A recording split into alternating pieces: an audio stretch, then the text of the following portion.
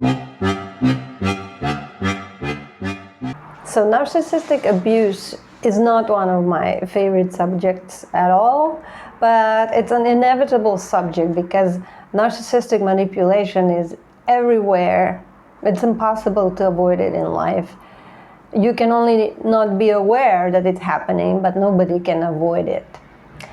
I think we have to introduce it in schools if we want to live in democracy, because people need to become aware of who they're voting for. And we are indirectly all victims of narcissistic manipulation through people who come to power, wars, corruption, injustices in society. Narcissists will ruin any system. So we have to see narcissism as our biggest problem as humanity. But today I want to talk about my recent experience in my friends circle. So I thought that I can recognize narcissists quickly and that I was basically safe from them. I grew up with narcissistic abuse in my family, and I watched a lot of videos, especially from Dr. Ramani, and I read articles about narcissism, and I thought, okay, I get it. I'm almost an expert on the subject. And at one point I unsubscribed from Dr. Ramani's channel, and I was ready to put all this narcissistic shit behind me and to focus on the good people, the good things in life. I would only think about narcissism when I would receive another lawsuit from my sister, and then I would quickly forget about it again. But something happened recently that made me binge watch Dr. Ramani videos again, and I realized I had overestimated my knowledge of narcissism. And covert narcissism is really sneaky. There are no red flags. There may be pinkish flags mixed with green flags. At least at the beginning. So after my dad died some 9 years ago, the narcissists in my family dropped their masks and they became very abusive. They were abusive before, but it got much worse after my dad died. So I went no contact, and I cut out all the toxic and half-toxic friendships from my life at that time. And I had a really peaceful life for about 8-9 years without any toxic relationships.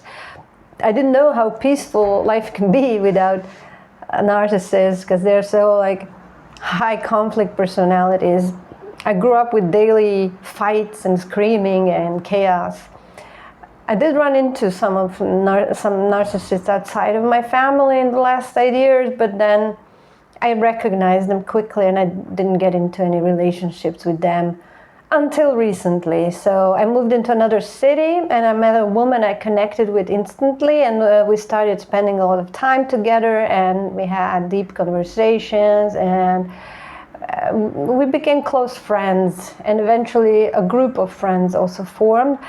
And at first I kind of liked being a part of a friend group, but slowly my friend started changing her behavior. There were some pink and red flags in her behavior from the beginning, but I just didn't register them. I didn't connect them with the narcissism, because she really didn't seem like a narcissist. She wasn't suspicious at all. There were some small things I didn't like about her behavior, but I just didn't give it any importance, like her being late all the time. She had the way of making you feel like her time was more valuable than your time. She was ignoring my messages or replying with a big delay, like next day or in a few days. I noticed her entitlement, and I consider it to be healthy entitlement and confidence. There was some subtle dismissiveness and some things that she told me about herself and that I saw. For example, that she ate only organic, expensive food and drank only most expensive water. I mean, that's fine. Healthy living is great. But there was some kind of superiority and judgment towards people who didn't live that way. I didn't connect it with narcissism at first at all. And then the first mistake I made in her eyes, I think, was when I set a boundary about waiting around for her a lot. I told her it's not okay for me, and she was fine with it, and she even like thanked me for it. And yeah, but her behavior didn't match her words. And then I made another mistake. I said no to her request, and I explained my reasons. She said she understood, but her behavior changed, and she started being more cold and critical and hostile. So she was showing more and more controlling behavior. She started criticizing me very unspecifically, unconstructively. The first thing that felt really wrong to me was when she told me she can't feel safe with me if I go to meetups organized by a guy that she had some conflict with, and she labeled him as toxic and hated him. And I refused to do that. I said I would keep going to its meetups because I don't care about who organized it. I go there for different reasons. I can focus on other people. She seemed to be a very sensitive person, but I noticed that she was showing actually exaggerated sensitivity about her needs and things that bother her, but zero sensitivity about my feelings and needs. I started feeling like I have to walk on eggshells around her, and that I will never be able to meet her standards of good behavior that she was expecting from me. But what finally kind of completely opened my eyes about what's going on was I made a decision at some point that didn't align with what she wanted. It made her feel like I'm her competition. There was no reason for it, and others supported me, and she claimed in front of others that she supports me too, and that's okay, that it's okay. But it was clear that it wasn't okay in her eyes, and I tried to talk with her about it and see it all as misunderstanding. And yeah, I still cared about a friendship at the time. I wanted us to patch things up, but she refused to talk about it, and she acted very angrily. And she said things that she later denied having said. And yeah, she just walked away. And that's when I finally realized that her behavior is unacceptable. I stopped looking for excuses and explanations for her behavior. I started connecting the dots, and I started binge watching Dr. Ramani again. And the picture was getting clearer. I also discovered Dr. Salerno, who also understands narcissism very well. It scared me a bit that with all the knowledge I had and experience with narcissism, that it still took me months to recognize it, because covert narcissism can really stay hidden until they get triggered. They can seem like kind. So my former friend's behavior turned into typical narcissistic manipulation. She twisted the situation, she blamed me, she lied straight in my face. She made me the bad guy and canceled me basically. She discarded me, and she also smear campaigned me. A smear campaign is when someone, a narcissist, is telling people that you both know bad things about you behind your back that are not true. And they also like to tell people that you said bad things about them, even if it has nothing to do with the truth. So they like to turn people against each other. Then she sent one of her close friends to tell me that I'm not welcome anymore at their meetups because I don't treat people well. And she used her as a flying monkey. In a narcissist talk, a fly monkey is someone that narcissist sends to do their dirty work, basically to deliver their messages, to pressure you, to fight their battles for them. That's also a classic example of triangulation, so pulling in a third person to kind of isolate you, make you feel that like everyone is against you. And I was shocked. I felt mobbed and bullied. I asked for a specific example of me not treating people well, and she said she had no examples. She took my shock at her accusation as an example of my bad behavior, because I interrupted her. I said, "This is mobbing," and I walked away. I just couldn't. I felt like I was back in elementary school.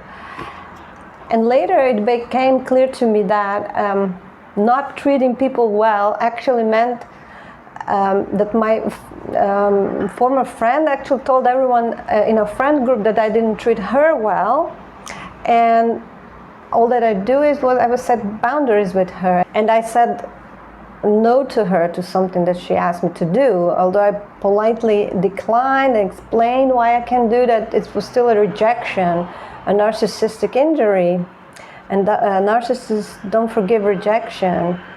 Just one person who left town before I was smeared and canceled, she contacted me to ask why I'm removed from the group chat, and she was really surprised and supportive.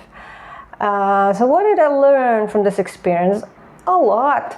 I knew there are different kinds of narcissists, 6 different kinds according to Dr. Romani, but I underestimated how difficult covert narcissism is to recognize, how deceiving it can be, because they can at first seem like complete opposite of narcissists, like very empathic, very sensitive.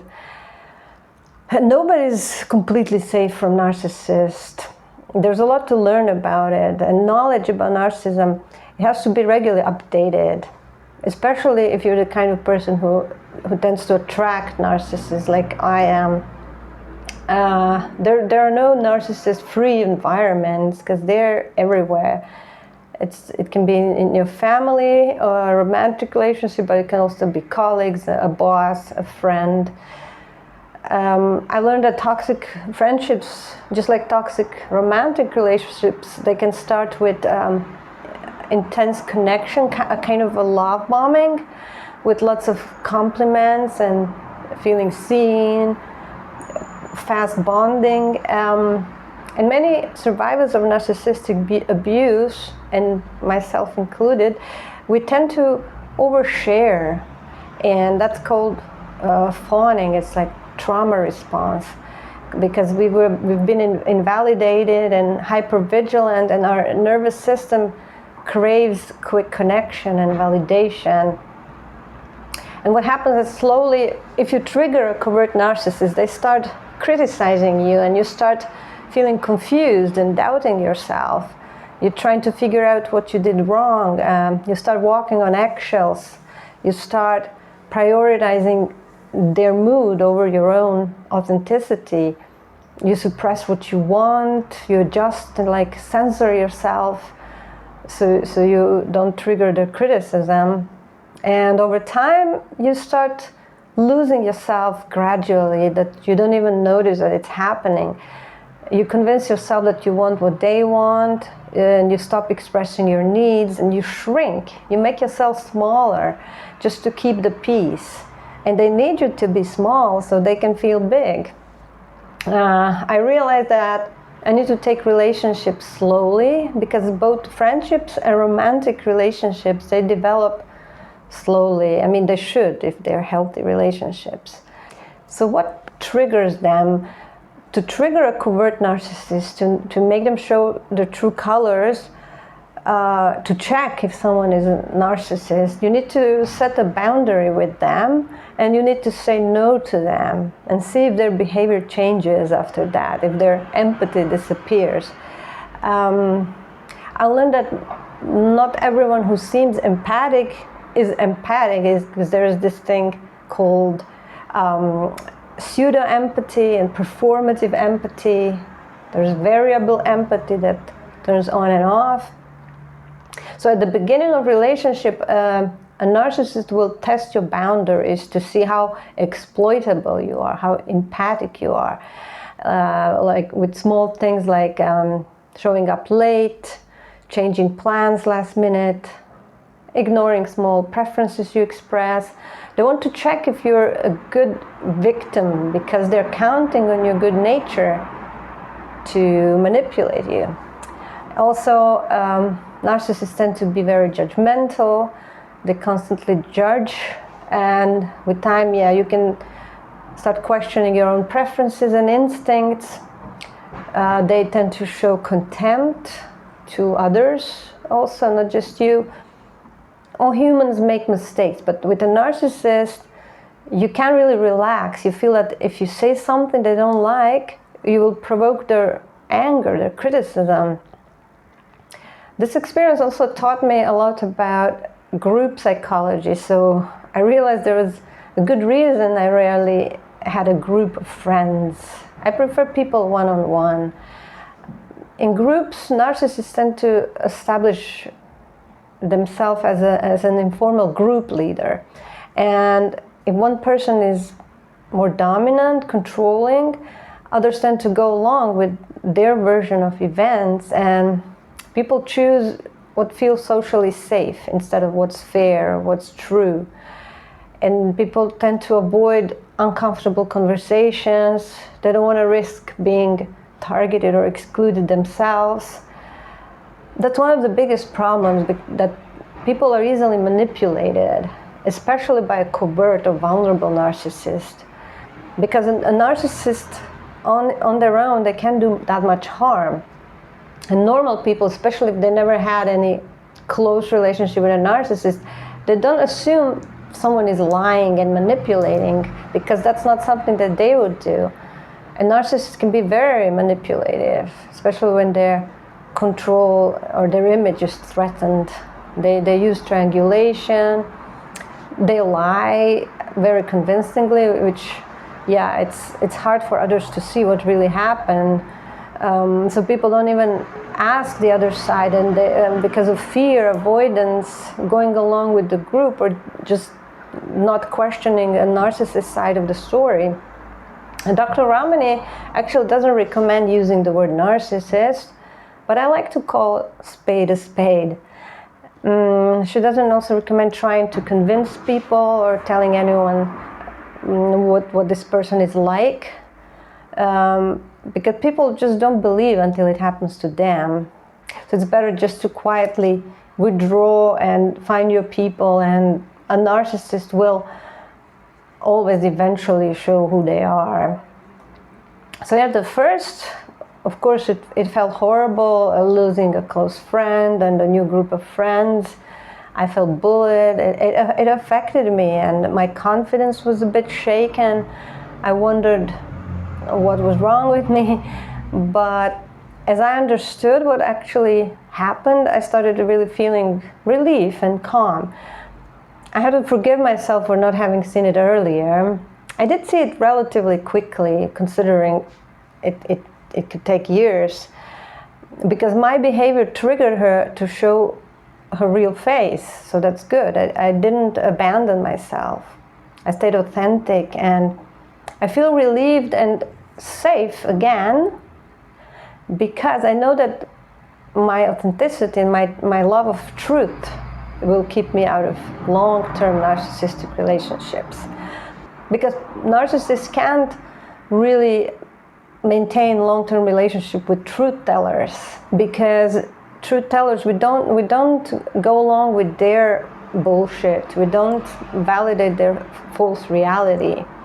And by being honest, we expose their deep insecurity and fragile ego. I'm difficult to control, and that doesn't work for a narcissist. They need to control you. They need you to abandon yourself. And they expect you to be in their shadow, like smaller than them. And if you don't, they will discard you, which doesn't feel good at first, but it's actually the best thing that can happen. You can stop wasting energy and health on the toxic relationship. You can stop walking on eggshells and stop living in constant unhealthy fight or flight state. You can focus on healthy relationships, and most people are not narcissists. There's really no need to have one in your life if you can avoid it.